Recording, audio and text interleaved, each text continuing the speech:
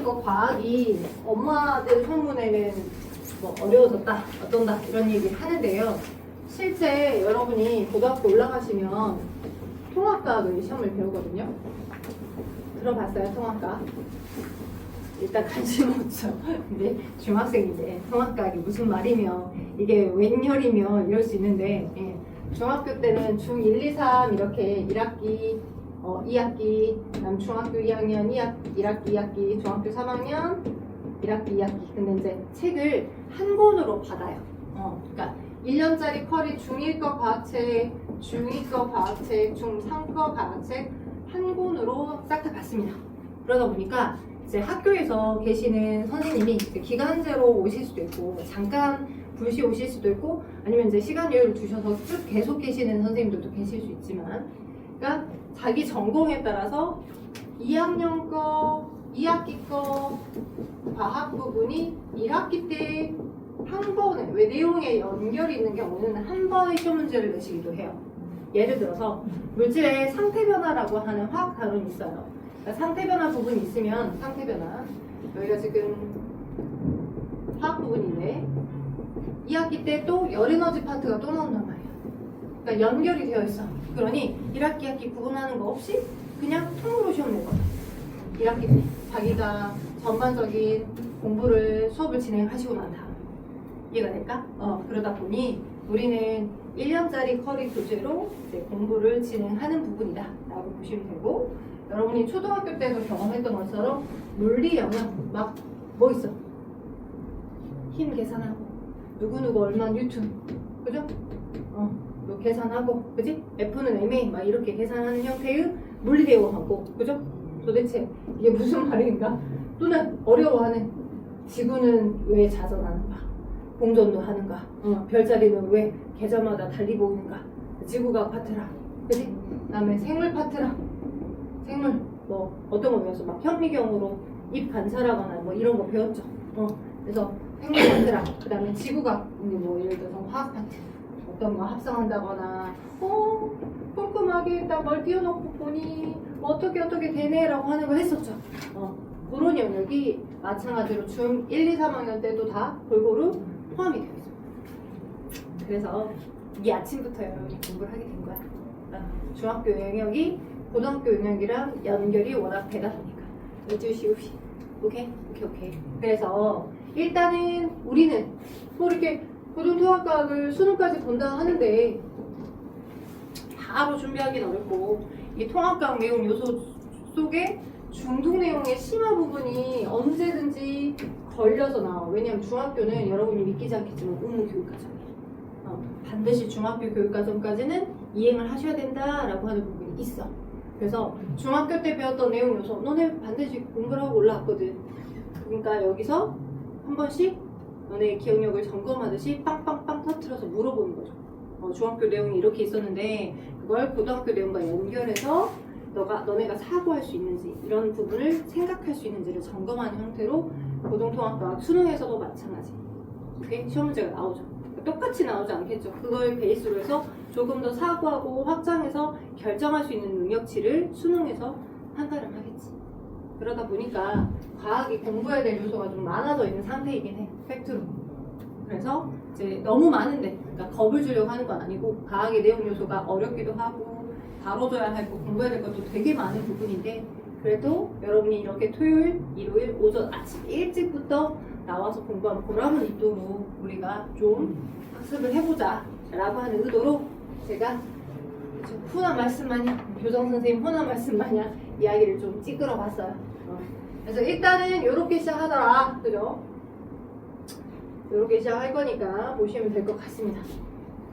자, 그러면 해볼 만한 것부터 먼저 좀 건드리면 좋을 것 같아서 여러분이 공부하시게 될 단어는 어디냐? 제일 처음 과학기술과 인류문명이라고 하면 너무 수월해. 너무 수월해서 과학과 인류의 지속가능한 삶은 안 하진 않을 거예요. 왜냐면 이제 처음에 문제인식 과정에서 나올 수 있는 부분이라서 네, 단원을 나눠서 각 전공 선생님이 들어가실 건데 너무 수월한 부분이라서 두 번째 부분 생물의 구성과 다양성 여기부터 들어갈게요. 우리 중간에 수업을 진행하다 보면 쉬는 시간 종이 칠 거거든요. 근데 여기가 되게 멀어가지고 잘 안 들릴 수도 있거든. 쉬는 시간 종이 치는데 한 10분이나 7분에서부터 10분 정도 쉬어. 화장실 갔다 오셔도 되고 그 사이 시간에. 또는 바깥에 음료수 냉장고에 그 초코이몽이랑 너네들 먹으라고 놨든, 그죠? 여러분이 창조 경제만 안 하면 돼. 싸가서 이제 되팔지만 않으면 되는 부분이야. 한 캔을 먹어도 되고 여러 캔을 먹어도 상관없이 속 프리인 간식거리들도 있으니까 가서 한번 드셔도 돼요. 이렇게. 그래서 일단은 내용이 어려워질 수 있는 부분이지만 우리가 한번 공부를 좀 해보자 라고 하는 부분으로 진행 한번 해볼까 합니다. 저는 생물 파트와 화학 파트를 주로 여러분하고 맡아서 진행할 거고, 또 번갈아 가면서 지구과학 전공 선생님이랑 물리 선생님이 만나시게 될 거, 그렇게 보시면 될 것 같습니다. 저 보니까 재미있는 그림이 하나 있긴 합니다. 그죠? 생물의 구성과 다양성. 여러분의 몸은 뭐로 이루어져 있는 것 같아요? 혹시 세포 들어봤어요? 세포?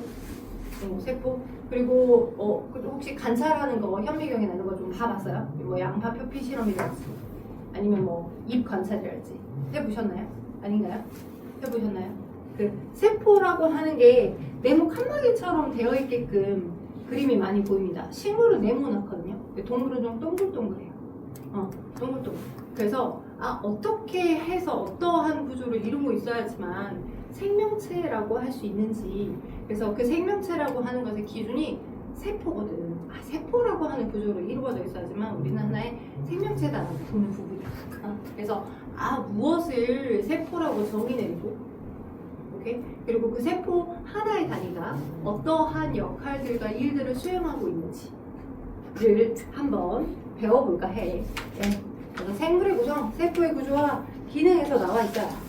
생물의 구성.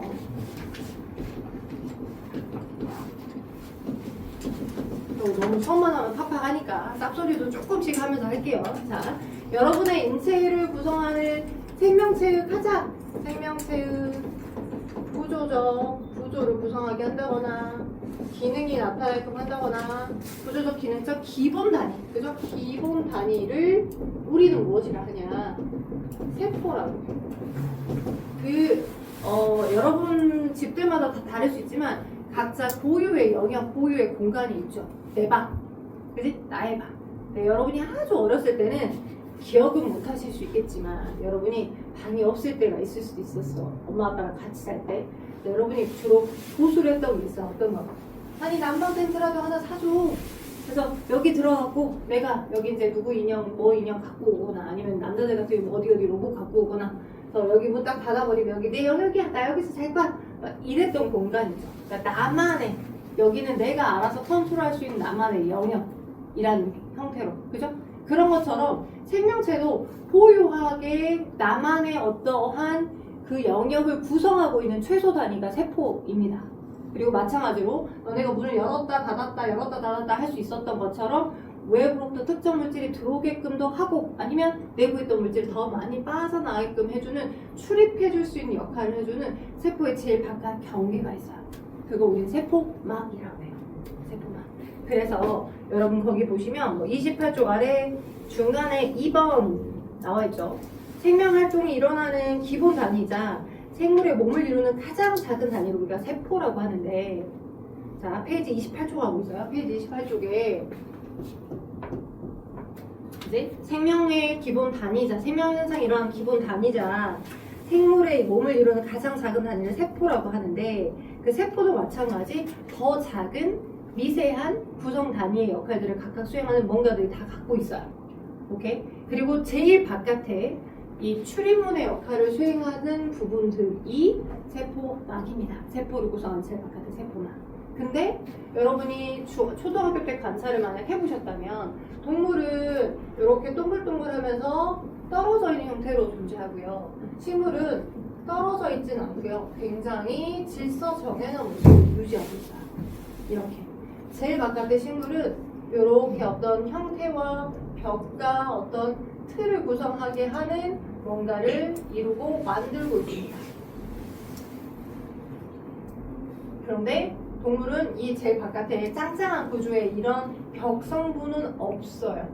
그래서 오늘 우리가 배울 건 식물세포든 동물세포든 걔네들도 어차피 생명체니까. 그치? 식물도 생명체야. 그래서 식물이든 동물이든 생명체니까 생명을 구성하는 가장 기본 단위를 우리가 세포라고 하는데, 그러면 식물세포랑 동물세포가 또 어떤 공통점과 차이점을 가지고 있는지, 그 식물세포, 동물세포의 차이점과 명확한 어떤 구분되는 그 지점을 공부해 볼 겁니다. 세포라고 하는 것 각각의 역할들, 그리고 그 각각의 역할들로부터 이제 어떤 공통점, 그리고 차이가 나는 부분들, 그것들을 좀 공부를 해볼까 해요. 일단 제일 바깥에 아까 얘기했던 것처럼 뭐 더 들어와, 들어오지 마 이렇게 조절을 해줄 수 있는 역할에 문 역할을 수행하는 제일 바깥의 경계가 뭐가 있어요? 세포막이 있어요. 너도 제일 바깥에 세포막이 있어요. 근데 식물세포는 네모난 형태를 구성하고 있는 식물세포의 경우는 세포막 말고도 제일 바깥에 네모난 형태를 유지하기 위한 짱짱한 탄탄한 세포벽을 갖고 있습니다. 세포벽. 세포벽이 여러분 혹시 어머님이나 아버님이 야 너 야채 좀 많이 먹어라 이런 말을 좀 하시나요? 아니면 이제 저희 집을 또 이런 얘기를 하면 좀 너무 치욕스럽긴 하지만 저희 집은 만성 변비를 갖고 있는 집안입니다. 물론 저는 그렇진 않아요. 다행히도. 근데 일단 남자들은 장의 길이가 여러분 그 소정대장 알죠?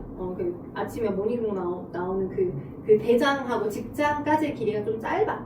그래서 대기되어 있는 시간이 짧다 보니까 뭔가 미려 표시되는 힘이 생기면 바로 먹으면 싸고 싶고 먹으면 이제 보내고 싶고 해서 화장실을 잘 가는 편이긴 해요. 남성분들, 우리 아빠도 그랬거든요. 근데 여성은 좀 그렇지 않아요. 그 직장까지의 길이가 좀 길어. 대장에 해당하는 직장까지 길이가 좀 길어서 좀 묵혀두는 편이긴 한데, 근데 그럴 때마다 이제 우리 엄마도 그렇고 할머니도 많이 얘기했던 것 중에 하나가 그러니까 식물을 많이 먹어라라고 얘기들 하셔. 야채. 네, 왜냐면 식물의 제일 바깥의 세포 벽에 해당하는 성분은 식이섬유라고 들어봤어? 식이섬유? 또는 뭐 이렇게 유산균 들어봤지, 그지? 식이섬유와 같은 화학적 조성을 가지고 있어. 얘를 왜 많이 먹어라, 식물을 많이 먹어라, 야채를 많이 먹어라 라고 하는 이유를 하는 것 중에 하나는 왜 그러냐면 얘네는 우리 소화기관에서, 동물의 소화기관에서 소화가 안 돼. 그러니까 소화가 되지 않고 여러 번 이가 씹고 씹어가지고 최소한 사이즈가 작은 형태로 만들긴 했지만 이렇게 섬유질 형태로 그대로 더 잘라진 형태가 아니야. 섬유질 같은 네트워크와 같은 밧줄처럼 형태로 되어가지고 우리 뱃속에서 큰 덩어리에 해당하는 그 찌꺼기들 있지. 흡수되지 않은 찌꺼기들을 긁어 모아다가 마치 그물망처럼 모아다가 버리는 걸 좀 도와줍니다. 이해돼요? 그래서 그런 게 우리 몸에 많이 흡수가 되어 있으면 어때? 변사이가 좀 편할 거 아니야. 아예 없어서 잘 못 나가는 겁니다. 그래서 엄마들이, 할머니들이 야채 많이 먹어라 하는 이유는 이 식물의 세포벽이 우리 동물의 몸에서 소화되지 않기 때문에. 소화가 되지 않고 뭐를 도와줘요? 배변을 도와줘요. 식이섬유라고 하는 게. 오케이? 그래서 식물은 세포벽을 세포막 안쪽에 해당하는 검은 거에 해당하는 세포막 말고도 세포벽 성분을 더 추가로 가지고 있다는 거. 소화는 안 되더라 라고 하는 걸 기억해 두시면 좋을 것 같아요. 이런 형태로 어떤 형태를 유지하고 있어요. 외형. 그치? 우리의 내부 외형을 유지하고 있더라. 네모난 형태를 유지하고 있더라. 됐죠? 오케이? 그러면 봐봐. 여러분이 여기 공간은 나의 영역이야. 그치? 나만의 고유한 영역이야. 라고 이제 나름 이 난방 텐트를 이건 내 집이야. 라고 주장할 수 있는 이유는 뭘까요? 여러분이 샀거나 아니면 여러분이 사긴 좀 어렵겠지. 아니면 뭐 여러분이 세뱃돈 모아서 살 수도 있고 여러분이 샀거나 아니면 여러분이 엄마 아빠부터 선물을 받았거나 그래서 여기다가 누구네 집 그래서 뭐 주연이 집 선생님 이름이 주연이 집 이렇게 쓰기도 하고 그지? 나만의 뭔가를 파츠나 이런 것들 막 꽂기도 하고 내가 소유하는 내 물건, 인형들 여기다 집어넣기도 하고 그러니까 나라는 흔적을 막 여기다가 막 표현을 하잖아요. 내 거야 라고 그지? 동생 들어오지 마, 오빠나 형 들어오지 마 이렇게 막 표현을 하잖아요. 그죠? 그래서 나만의 고유한 영역은 나만 여기에 뭐 어떤 거 어떤 인형 집어넣어 어떤 거 뭐 어떻게 해 뭐 해라고 하는 나만이 소유할 수 있고 나만이 뭔가 행동을 할 수 있는 영역으로 계속 표현을 하잖아요. 그죠? 그러니까 집 주인이 있지. 그 집 주인이 나 뭐 저 인형 이 인형 더 갖고 여기다 넣어놓고 싶어라고 해서 막 행동을 하잖아. 그지? 나의 어떤 결정, 그지? 내 결정, 주연이라는 결정. 그지? 그러면 이렇게 저렇게 저렇게라고 하는 오너가 있어야 될 거 아니야. 이 집의 집 주인, 그지? 이 집의 집 주인, 이 집의 집 주인에 해당하는 게 세포 속에 누가 있냐면 이렇게 동글동글동글한 모양으로, 그죠? 동글동글동글한 모양으로 여기에 모든 명령어를 담아두고 있는 게 있습니다. 걔가 뭘까요? 혹시 원자, 핵폭탄, 핵, 그죠? 들어보셨죠? 핵이라고. 그지? 원자력이나 아니면 뭐 중심에 핵심, 어디 뭐 핵심, 뭐 책 이름도 핵심이라는 키워드에 핵이 많더라고. 핵이라고 하는 키워드를 가지고 있는 부분인데 거기에 여러분의 고유한 DNA를 갖고 있어요. 그러니까 여러분이 이럴 땐 이렇게, 저럴 땐 저렇게 이런 걸 이렇게 만들 거야 라고 하는 여러분의 어떤 주장, 여러분의 어떤 생각, 세포의 고유한 명령어를 핵이라고 하는 공간에 담아주고 있는 겁니다. 그러니까 이 주연이 집이라고 써져 있는 것으로 보자면 거기 안에 주연이가 살고 있을 거 아니야. 나라고 하는 애가 들어갔다가 나왔다 하면서 내가 살고 있겠지. 그런 것처럼 주연이라고 하는 존재가 이제 안에 있는 거죠. 그 주연이라는 존재가 핵이랑 똑같다. 핵, 그죠? 그래서 핵은 자 세포의 모든 명령어의 중심. 우린 그걸 핵이라고 해요. 모든 명령어의 중심. 그 핵 속에 뭘 가지고 있어? 유전물질. 혹시 DNA라고 들어봤어? DNA, 그지? DNA라고 못 들어보셨으면 이렇게 생긴 거는 보신 적이 있을 거야. 이렇게 생겨갖고 마주보고 있어서 이렇게 생겨가지고 이렇게 생긴 이중 나성구조. 거기에 막 여기에 뭐 있어? ATGC 막 있고 과학책 같은 거 보면 TTTT 막 블라블라 써져 있는 거 보신 적 있을 거야.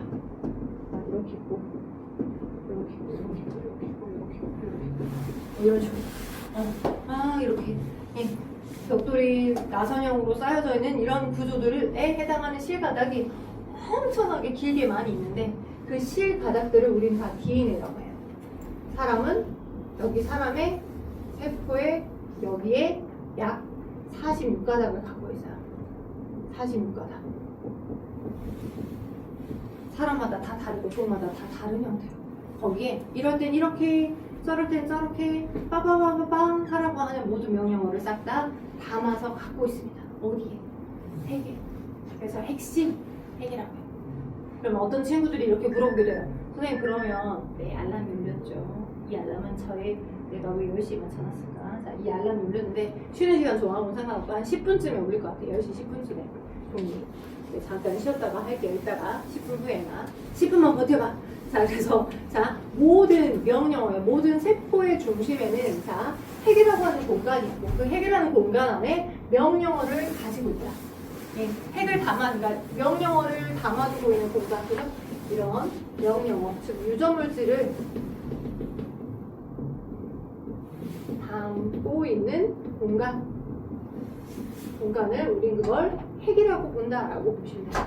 그래서 되게 중요하니까 핵심 또는 원자 핵 폭발, 핵력 이렇게 많이 표현합니다. 근데 거기 원자 핵 폭발의 그 핵하고 세포에 들어있는 핵하고 똑같은 핵은 아니야.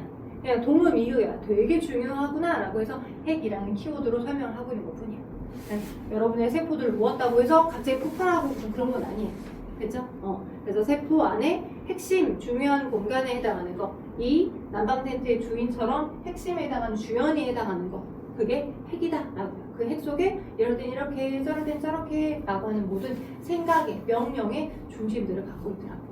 됐죠? 오케이? 그래서 식물세포든 동물세포든 각자 고유의 중심적인 어떤 이런 물질, 이렇게는 이럴 때 해, 저럴 땐 저렇게 해 라고 하는 모든 명령어를 핵이라는 공간에 고유하게 각각마다 다 갖고 있고요. 여러분도 다 가지고 있고요. 오케이? 근데 봐봐, 우리는 어떤 생명체야? 여러분 세포 하나로 되어 있어요? 아니죠. 여러분의 세포는 여러 개입니다. 한 개 세포로만 되어 있진 않아요. 굉장히 많은 세포가 모여서 그지? 여러분을 만들고 있고요. 그 여러분의 세포 하나가 한 개가 계속 커지진 않아요. 여러분 요만했었던 때가 있죠. 기억도 안 나지만 여러분 엄마 뱃속에서 응이하고 방금 막 태어났을 때. 근데 지금 이만큼 키가 컸잖아요. 그리고 이 키가 계속 유지가 되면 좀 더 커야 되겠죠. 그래서 뭐 180으로 아니면 170으로 점점 키가 자라고 몸이 자라죠. 이렇게 자라나는 건 세포 하나가 커지는 걸까? 세포의 개수가 많아지는 걸까?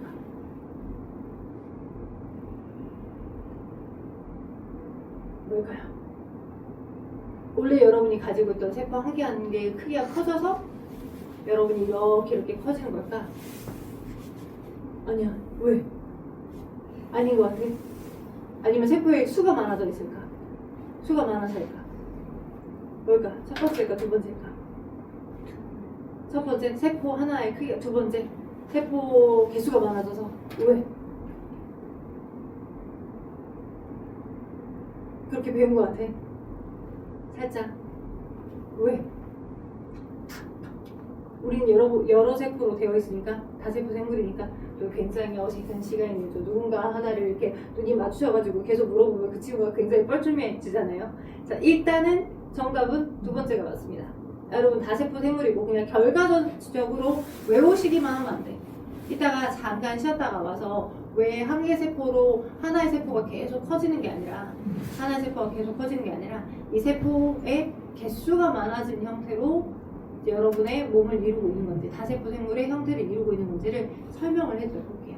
그러면 설명하기 전 여러분이 생각을 해보시라고 제가 여기다 약간의 베이스적인 부분을 그림을 그려드리고 갈게요. 1cm짜리 정류면체가 있어요.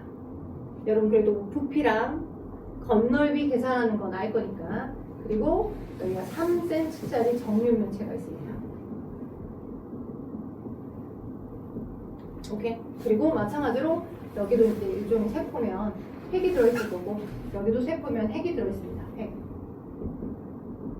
빗대어서 이제 정류면체로 표현한 것 뿐이고 핵이라고 하는 공간 안에 뭐가 들어있다고? 아 이럴 땐 이렇게 해라 저럴 땐 저렇게 해라 라고 하는 모든 명령어를 다 담아서 가지고 있다고. 오케이? 근데 요 한 개였던 세포가 이렇게 3cm나 아니면 5cm, 6cm짜리 정류면체처럼 크게 자라면 생각을 해보면 외부와 닿을 수 있는 공간 면적이 더 넓잖아. 외부와 닿을 수 있는 건너비가 넓잖아. 그러니까 외부로부터 물질이 더 잘 들어올 거니까 이게 더 물질 교환에 더 덩치가 커지는 게 더 효율적일 수 있잖아. 오케이? 그런데 우리 몸은 이 구조를 유지하는 게 아니라 요거보다 살짝 세포가 얘처럼 약간 커지라 치면 차라리 정보를 복제한 다음에 이렇게 작은 사이즈가 되도록 계속 여러 개를 유지하고 있다. 그러면 우리가 그 이유를, 그지? 여러 개의 이 세포의 개수를 유지하고 있는 이유가 나름의 장점이 있거나 생존에 그게 훨씬 더 유리하기 때문에 그런 형태를 보수를 하고 있는 거겠지. 그지? 생각을 해볼 필요가 있어요. 그래서 자, 얘의 부피와 이 아이의 부피. 부피 구하는 공식 알죠? 그죠? 그리고 얘의 표면적을 다른 말로 겉넓이라고 합니다. 겉넓이. 그 다음 여기도 표면적, 다른 말로 뭐라고 해요? 겉넓이라고 해요. 겉넓이. 겉넓이 어떻게 계산해요? 겉넓이. 이렇게 되어 있는 면적이 몇 개 있는 거야? 그치? 6개 있는 거죠. 여기 위 아래까지 해서 총 6개 있는 거죠. 그래서 자, 겉넓이 구하는 것과 표면적 구하는 걸 여러분에게 써놓을 테니까 한번 생각을 해보시죠. 됐죠? 오케이? 자, 부피는 얼마일까요? 1cm짜리 얘네의 부피는 1 곱하기 1 곱하기 1. 그죠? 1이죠? 1cm/cm. 그죠? 여기가 지금 1cm라고 한다면 표면적은 얼마일까요? 얘는 표면적이 1 곱하기, 그렇지 6이죠. 1 곱하기 짜리에 해당하는 가로 세로 면이 몇 개 있어? 6개 있으니까 6이죠. 오케이? 6제곱cm. 그죠? 얘는 부피가 얼마일까요? 3 곱하기 3 곱하기 3 곱하기가 가로 세로 부피까지니까 3, 3, 3에 3에서 9, 3, 27. 그죠? 어이구, 봐봐. 몇 배나 증가했어? 1세제곱센티미터에서 27로 27배나 증가해. 27배나. 오케이. 됐죠? 오케이. 자, 근데 건널비는 얼마나 증가했을까? 1 곱하기 1 곱하기 6인데, 여기는 3 곱하기 3 곱하기 자리가 몇 개 있어, 지금? 여기도 6개 있는 거죠. 똑같이 건널비니까. 그럼 3 곱하기 3 곱하기 자리가 6개 있어요. 그럼 9, 6에 54입니다. 맞죠? 오케이. 그러면 봐봐. 부피라고 하는 이 공간은 핵이라고 하는 이 아이가 명령을 해서 내부에서 통제해야 하는 공간의 크기야. 오케이? 내부에서 통제하는 공간의 크기가 부피라고 생각하면 돼. 그러니까 내부에서 통제하는 공간의 크기가 한 변의 크기가 3배 증가했을 때 27배나 증가한 거야. 이 내부에 있던 이 핵이 야 이럴 땐 이렇게 저럴 땐 저렇게 라고 하는 모든 명령어를 써서 그걸 통제하는 공간의 크기가 27배 증가했고, 상대적으로 그러면 그 공간이 안에가 커졌을 때 외부로부터 어떤 물질이 들어와야 되잖아. 왜? 스스로 동물세포든 식물세포든 모든 물질을 세포 안에서 다 만들 수는 없거든. 협조를 받아야 돼. 바깥에서 들어오게끔 한다거나 각각에 대한 이런 협조를 받아야 되거든. 오케이? 그러면 바깥에서 물질이 들어오는 그 공간이 건널비야. 그 건널비 또한 똑같이 27배 증가했다 그러면 큰 상관이 없어. 오케이? 근데 지금 건널비는 얼마나 증가했어? 건널비는 여기가 6이었는데 여기가 54로 얼마? 9배 밖에 증가하지 않았죠. 그죠? 그러니까 덩치는 겁나 외부에서 보기에는 겁나 커진 것 같은데 안에서 통제해야 될 공간은 27배나 커졌는데 그래봤자 바깥에서 뭔가 물질이 들어올 수 있는 정도는 더 9배밖에는 커지지 않는 거야.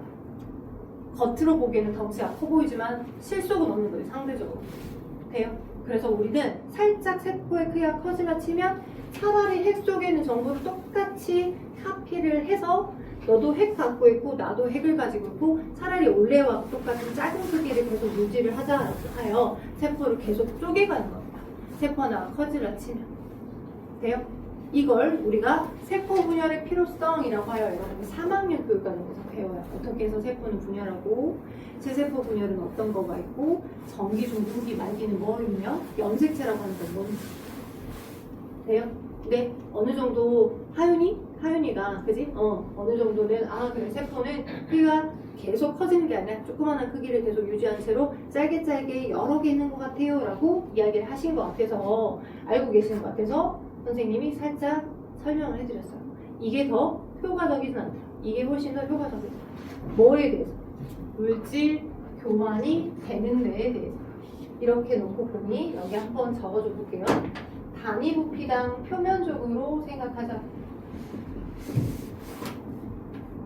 단위 부피당 표면적. 이 아이가 가지는 부피당 표면적. 부피가 1세제곱센티미터. 그 다음에 표면적이 6이죠. 얘는 전체 부피가 1이니까 이렇게로 따지면 6이라는 수치를 갖고 있어. 단위 부피당 표면적. 돼요? 오케이? 근데 여기는 전체 부피가 27이거든? 근데 표면적이 54. 그럼 54를 27로 나눠봐.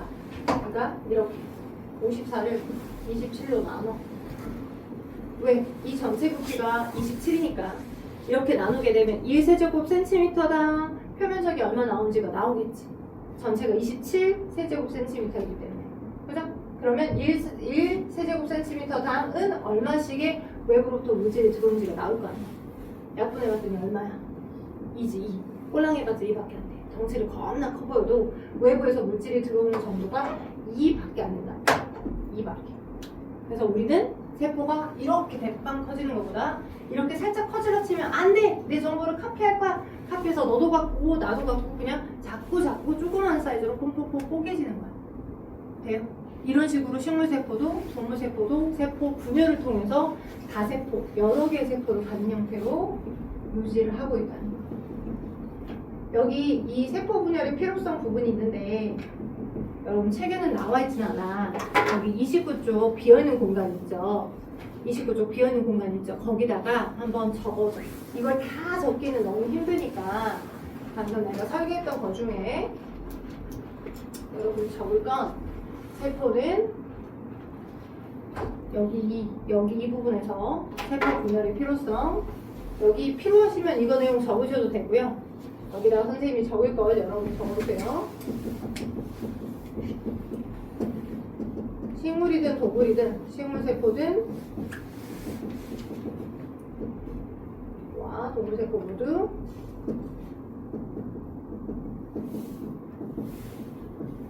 단위 부피당 표면적이 종이 쳤나봐요. 단위 부피당 표면적이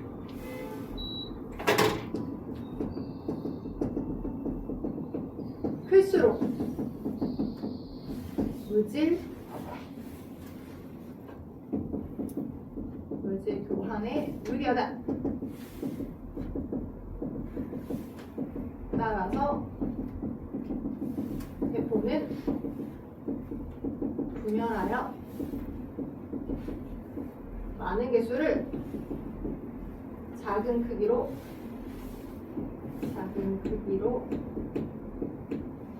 를 유지한다.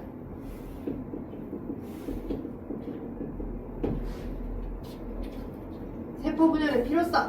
식물세포, 동물세포 모두 단위 부피당 표면적이 클수록 물질 교환에 유리함. 세포 분열의 필요성. 식물세포, 동물세포 모두 단위 부피당 표면적이 클수록 물질 교환에 유리함. 따라서 세포는 분열하여 작은 크기를 유지하더라. 그리하여 저는 잠깐 쉬었다가 여러분도 잠깐 쉬었다가 바깥에 있는 초코이몽이나 음료수, 차가운 음료들, 뭐 얼음도 나와요 정수기에. 얼음 어떻게 나오는지 궁금한 선생님한테는 물어보면 되고요. 시원한 물 좀 마시고 잠깐 브레이크 했다가 이제 세포, 동물세포와 식물세포가 차이를 가지고 갖고 있는 여러 세포 소기관들에 대한 설명을 할게요. 잠깐 쉬었다가 합시다. 네, 그래서 식물세포든 동물세포든 한계가 이렇게 커지는 게 아니라 조금 커질러 치면 내가 갖고 있던 정보를 복제한 다음에 너도 이걸 갖고 있고 나도 이걸 갖고 있고 이렇게 나눠지자 해서 다세포 여러 개의 세포 개수를 가진 형태로 유지하고 있더라. 됐죠? 오케이? 그리고 각각의 고유한 정보를 가지고 있는 공간인데 그 정보, 고유한 나만의 명령어를 담아두고 있는 공간을 우리는 핵이라고 하더라. 핵심, 그지? 원자력 발전소의 뭐 원자핵, 거기서 마찬가지 핵이라고 하는 키워드를 갖고 있는 것처럼.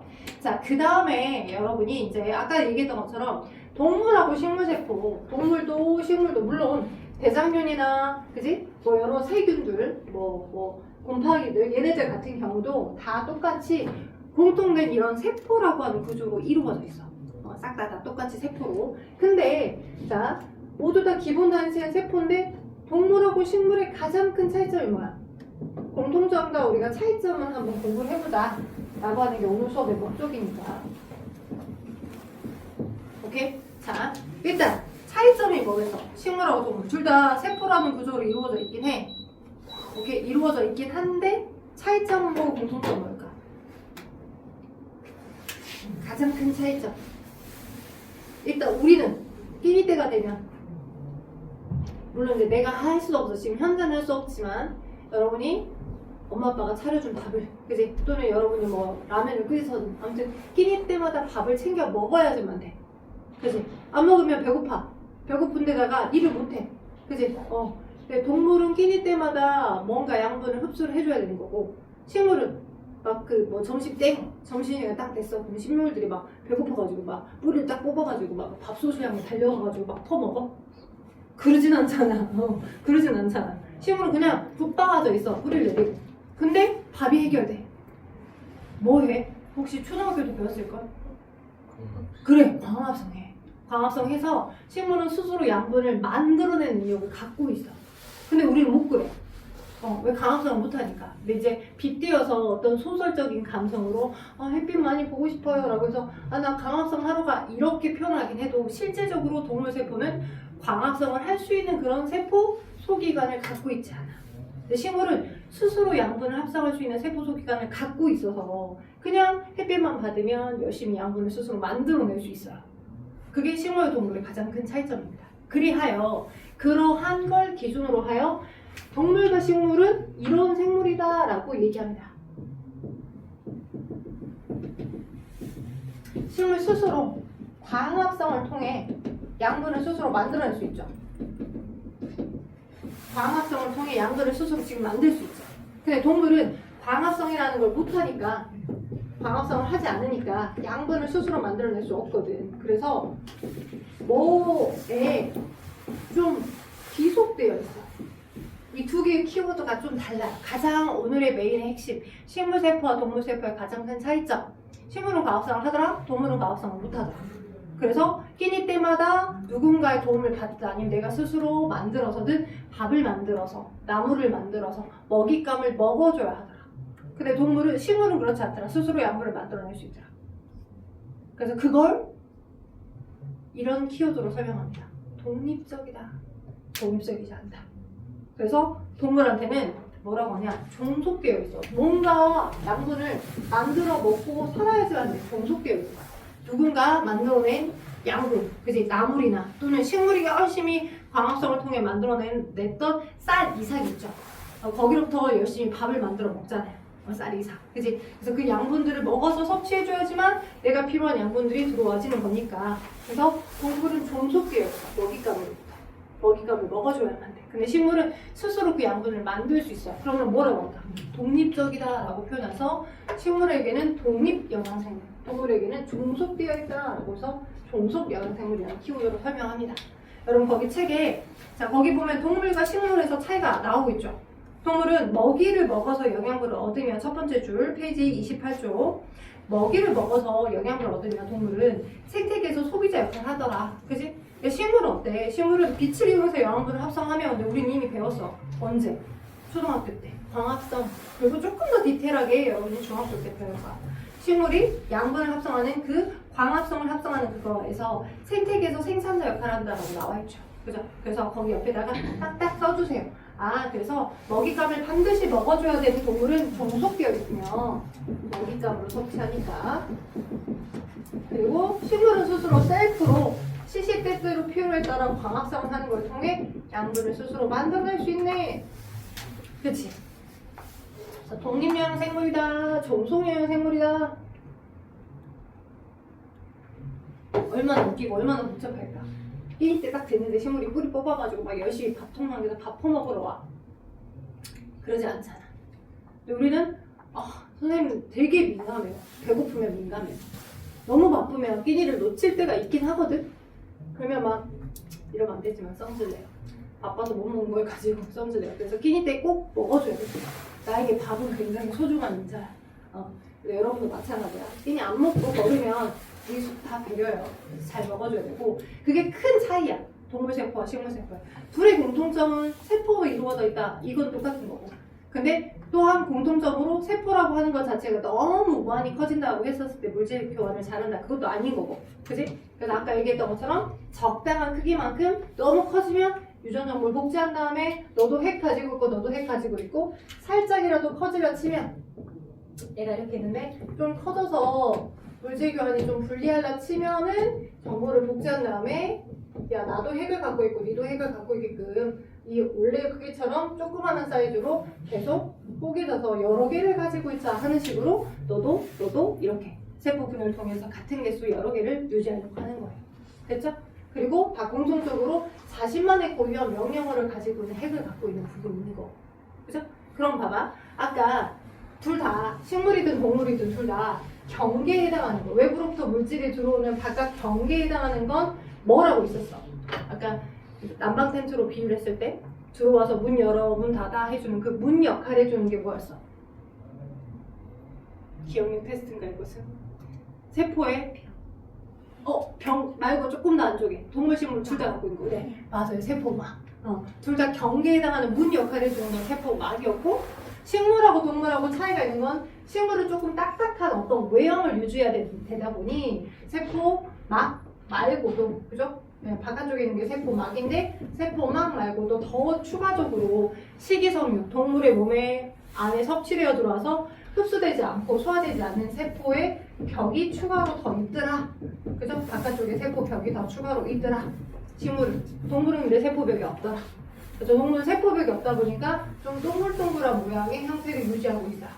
오케이? 둘 다 공통적으로 핵은 갖고 있습니다. 그러면 핵은 이래라 저래라 라고 하는 모든 명령어를 담아두는 공간이다 라고 했잖아. 그럼 핵을 제외한 나머지 이 공간, 여기를 뭐라고 할까? 핵을 제외한 나머지 이 공간을 뭐라 하냐? 여기를 자, 비유를 하자면 수영장 알죠? 그러니까 수영장에 여기까지는 유아풀이야, 저기까지는 뭐 성인풀이야 이렇게 구획을 나눠놓고 있잖아. 그래서 그 풀장 안에 물이 있지. 풀장 안에 물처럼 여러 다양한 사람들이 막 어떤 애는 꽃모자 쓰고 있고 어떤 애들은 뭐 이상한 수경 쓰고 있고 막 그렇게 수영을 하잖아요. 각각들. 근데 그 사람들이 다 물 위에 떠 있잖아. 그 물 역할 해주는 그 나머지 공간들을 우리는 세포질이라고 해요. 세포질. 일종의 대부분 세포질은 대부분 물입니다. 그리고 그 물 속에 각각의 다양한 각각의 고유한 역할을 수행하는 다양한 세포 소기관들이 떠다니고 있어요.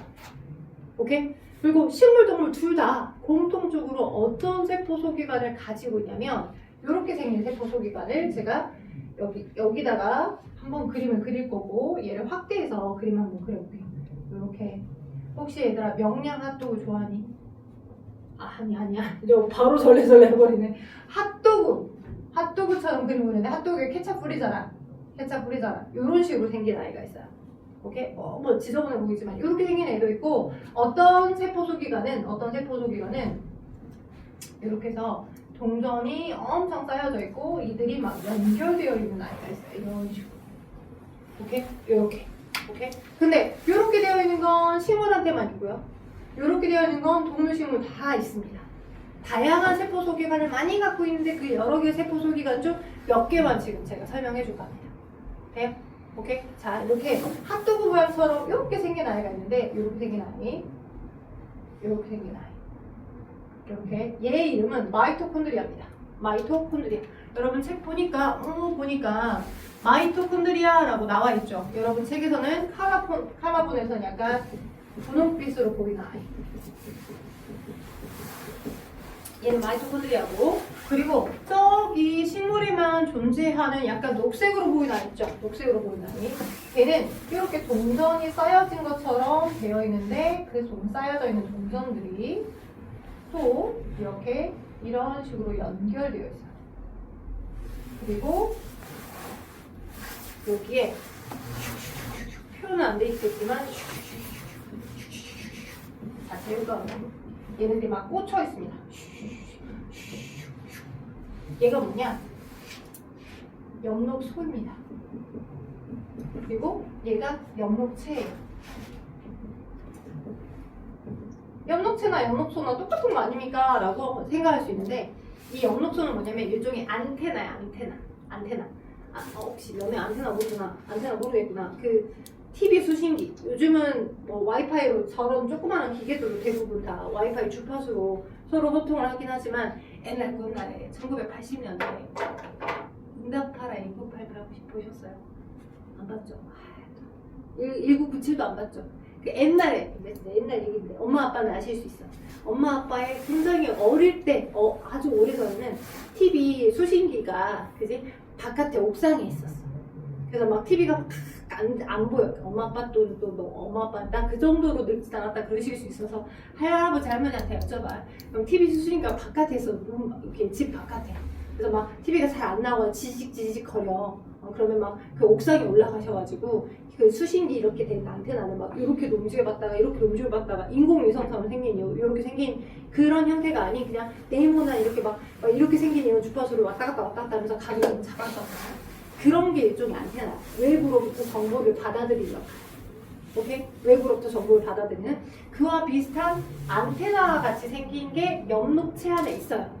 근데 얘가 있기 때문에 이 엽록소라는 안테나가 있기 때문에 식물의 잎이 녹색으로 보이는 거고 엽록소뿐만 아니라 안토시아닌이라고 하는 다른 색소들도 갖고 있어요. 안토시아닌. 잘난 척 할 수 있게끔 알려주는 거야. 그래서 여러분 그 겨울쯤 되기 전에 가을이 되면 어때요? 우리 잎이 되게 좀 빨개지거나 약간 노래지거나 약간 색깔이 녹색을 띠고 있었던 얘네가 색깔이 좀 달라지죠? 우린 그걸 뭐 들었다라고 표현해? 단풍 들었다라고 표현하잖아. 그지? 단풍 들었다. 그러니까 왜 단풍이 되는 거냐면 원래 모든 식물은 엽록소라는 녹색을 우리 눈으로 반사시켜주는 녹색 색소 또 있고 오케이? 약간 빨갛거나 노랗거나 라고 하는 색깔을 우리 눈으로 반사시켜주는 안토시아닌과 같은 보조 색소도 갖고 있어. 걔네들이 열심히 광합성하려고 그 빛을 흡수하는 거야. 오케이? 근데 온도에 약한 게, 그러니까 추워지는 거에 약한 게 얘야. 그래서 한여름까지는 막 녹색을 엽록소가 막 열심히 빛을 막 받아내서 나 열심히 광합성 겁나 뒤지게 많이 할 거야. 물 들어올 때 노젓 짜고 막 열심히 광합성을 많이 한 거야. 녹색을 막 우리는 쪽으로 반사시키면서 동시에 막 청색이나 파란색 같은 그 광을 막 열심히 흡수해서 막 열심히 돈 벌었어. 스스로 광합성을 한 거야. 엽록소를 이용해서. 근데 얘가 좀 추워져. 그럼 바로 빨리 파괴돼. 천천히 파괴돼. 엽록소가 파괴가 되고 이 원래부터 가지고 있던 보조 색소만 조금씩 광합성을 하기 위해서 빛을 흡수하는 역할을 계속 하는 거야. 그러니 얘가 싹 파괴가 되어가는 시점, 추워지는 시점이 되니까 단풍이 들면서 엽록소는 파괴되지만 남아있는 그 잎들에 있는 안토시아닌이 또 열심히 광합성을 해야 될 거 아니야. 그래서 약간 빨갛거나 노랗거나 라고 하는 색깔이 부드러지면서 약간 잎들이 단풍이 되는 것처럼 되는 거야. 이 둘 다 모두 다 빛을 흡수하는 안테나야. 오빠 괜찮아요? 아 미안해. 제가 오빠랑 표현해. 미안한데 말도 안 되지만 입에 붙었어요. 나 여학생들한테는 언니, 남학생들한테는 오빠라고 표현하는 게 입에 붙어가지고 괜찮습니까? 물 먹고 와도 돼요. 갑자기 살이 올 수 있어요. 천천히 먹고 오셔도 돼요. 맞아요. 저기 위에 컵 있고 정수기 위에 컵이 있고 누르면 돼. 네. 눌러서 알려줘요. 땡.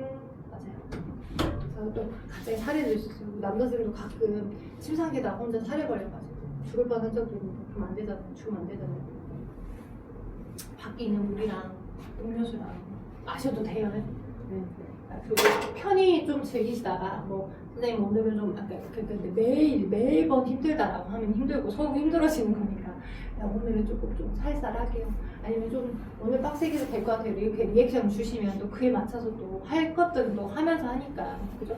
여러분을 해치거나 괴롭히게 하고 싶어서 여러분을 오시게 한 건 아닙니다. 절대. 괜찮아요, 오빠? 네네네. 또 나. 말도 안 되지만 오빠, 나 언니가 이거 붙어서 그런 겁니다. 이해해주세요. 네. 그리하여서, 요렇게 들어가 볼게요.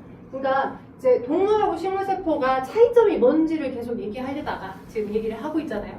그러니까, 둘 다 공통점으로는 다 세포막이나 이런 그 경계, 그리고 이럴 땐 이렇게 저럴 땐 저렇게 라고 하는 모든 고유한 유전 정보의 핵이라고 하는 걸 갖고 있어.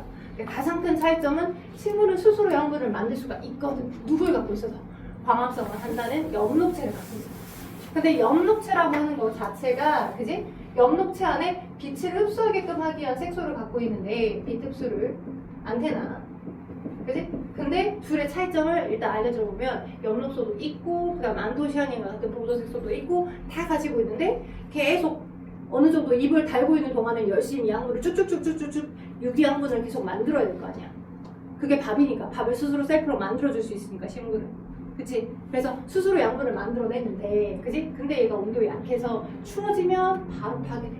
그래서 얘가 없어져다 보니 마지막까지 계속 버텨서 광합성을 하는 게 얘라고. 그래서 얘 덕분에 빨간색이나 노란색처럼 단풍이 드는 거고, 근데 동물은 아예 이런 게 자체가 없어.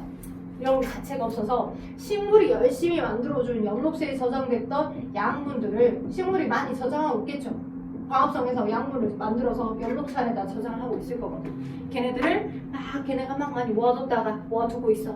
걔를 딱 따가지고 먹어서 양분을 섭취하는 거죠. 왜? 근데 구황작물이라고 못 들어가겠다. 고구마 알아요? 겨울에 고구마 겁나 맛있잖아요. 고구마, 감자. 걔네들이 식물이 광합성한 것과, 그러니까 식물의 잎이 광합성한 것과 똑같이 그 고구마라고 하는 애의 뿌리에다가 여분의 양분을 막 저장을 해놔.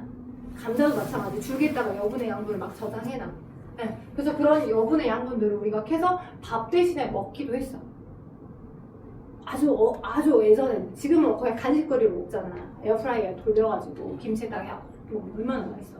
그치? 그런 양분들을 동물은 스스로 만들 수 없으니까 만들어진 식물을 먹어서라도 섭취를 하는 거야, 그치? 그쵸? 또는 고기를 먹어서라도 단백질을 섭취를 하는 거고. 그죠? 오케이? 그래서 동물과 식물의 큰 차이점은 엽록체를 갖고 있냐, 가지고 있지 않냐, 그거에 있더라.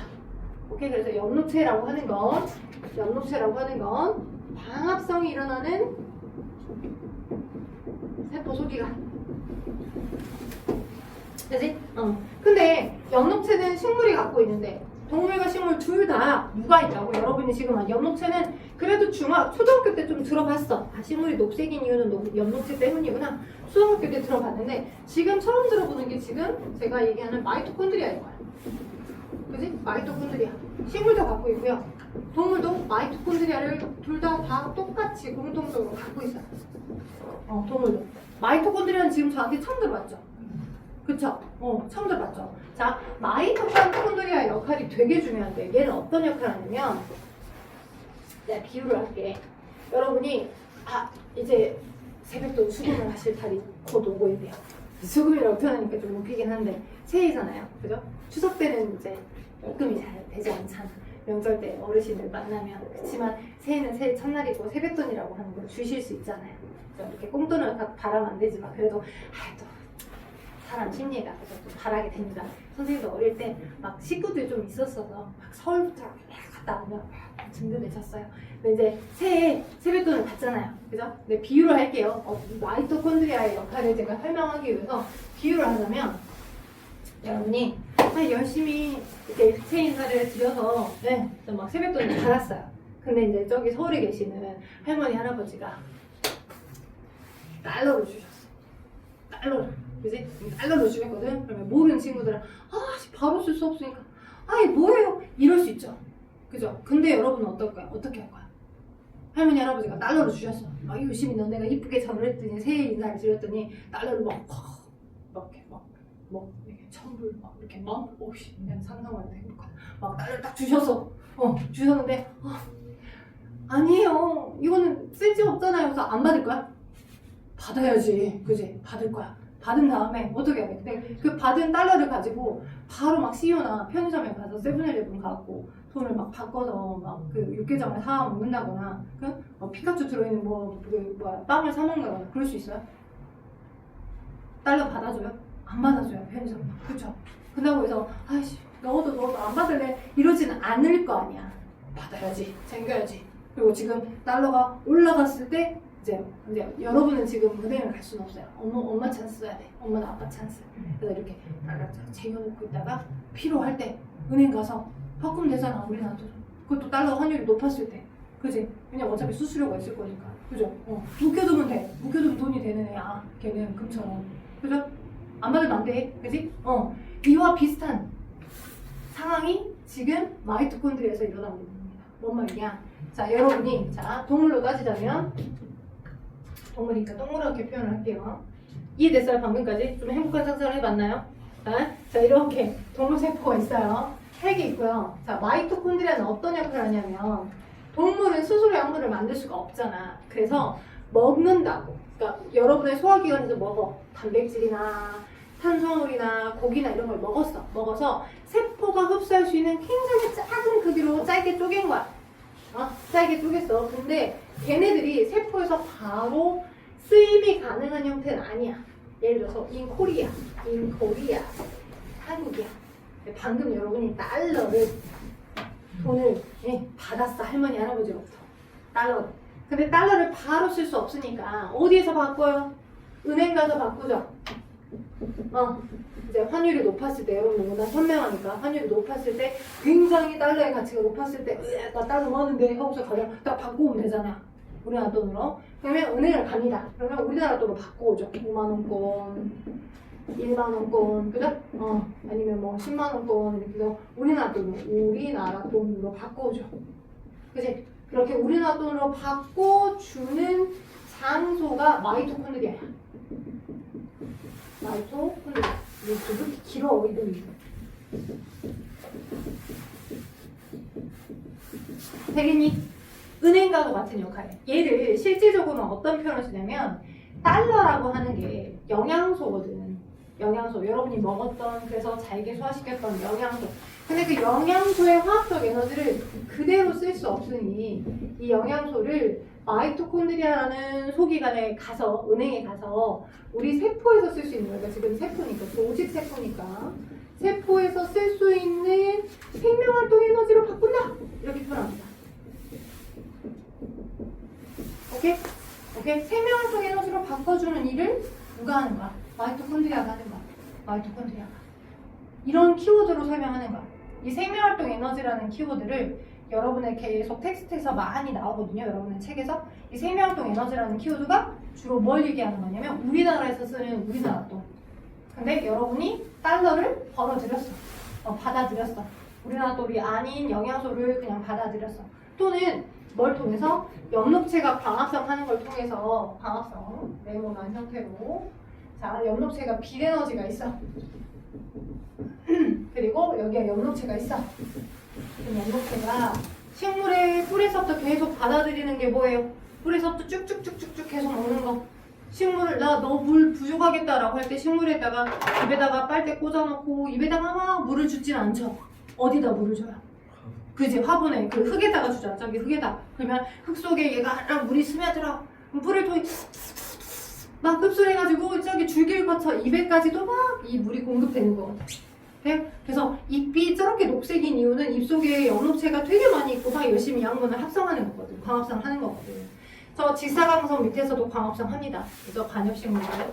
그래서 자 엽록체라는 세포 소기관이 물과 무엇을 재료로 여러분이 막 숨 쉬면 바깥으로 이산화탄소 뿜어내잖아.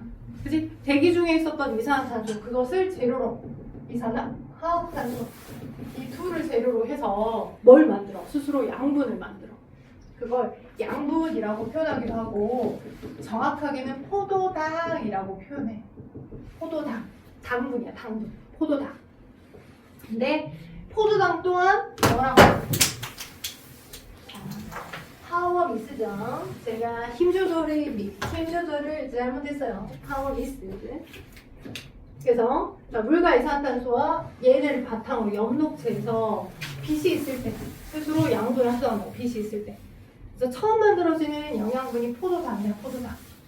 포도당이 이렇게 생겼는데 들어오면 또 포도당 만들고 들어오면 또 포도당 만들어서 들어오면 또 포도당이 만들어지면 얘네들이 이렇게 주렁주렁 매달아서 저장을 해놓습니다. 오케이? 포도당은 이렇게 생긴 게 포도당 하나고요. 얘가 주렁주렁 매달아서 사이즈가 커져 있는 얘네들이 녹말입니다. 돼요? 포도당을 일일이 다 열심히 만들면 녹말이라고 하는 사이즈가 커진 형태로 저장해 둡니다. 근데 아까도 얘기했던 것처럼 포도당이든 녹말이든 세포에서 바로 사용될 수 있는 돈은 아니에요. 그래서 마찬가지로 식물 세포에서도 무엇을 저 포도당을 또는 저 녹말을 뽀개 어디서 여기 이 마이토콘드리아에 들어가. 오케이? 그래서 얘가 달러니까 자 포도당 얘가 달러야 달러 얘가 달러. 저 포도당이 가지는 화학적 에너지를 세포에서 사용 가능한 형태의 생명활동 에너지로 바꿔주는 거예요. 오케이? 오케이? 그때 이 포도당이라고 하는 양분뿐만 아니라 얘가 지금 양분 여러분이 먹어준 양분 동물은 먹어준 양분인 거고 식물은 광합성을 통해서 스스로 만들어진 양분인 거고 돼요? 동물은 먹어준 거고 식물은 광합성을 통해서 스스로 만들어준 양분인 거고 포도당. 근데 걔가 우리 그 나라에서 쓸 수 있는 쓰임을 바로바로 할 수 있는 달러는 아니에요. 그 돈은 아니라. 그래서 그 나라에서 쓸 수 있는 돈으로 반드시 마이토콘드리아라고 하는 세포 소기관에 들어가서 반드시 그 나라에서 쓸 수 있는 돈으로 바꿔주는 거야. 네? 그럴 때 마이토콘드리아에 영양분만 들어가야 되는 건 아니고 산소도 들어가줘야 돼. 산소도.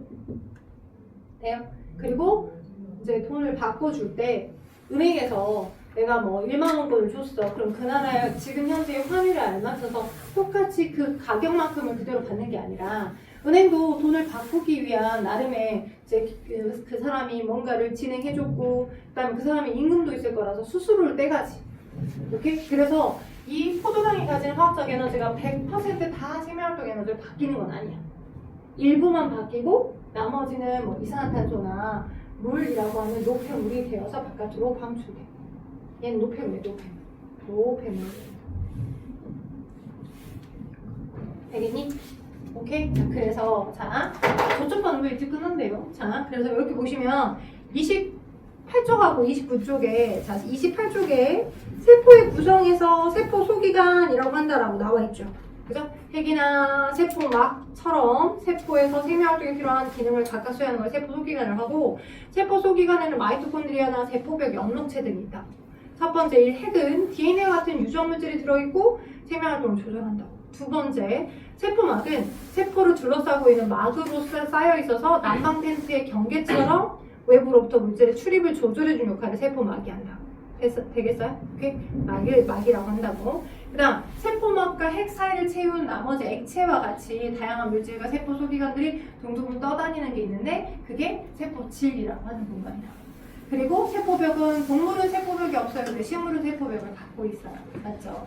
그 다음에 자, 동물 세포에는 엽록체가 없고 식물 세포에서는 엽록체를 갖고 있어서 스스로 강합성을 하더라.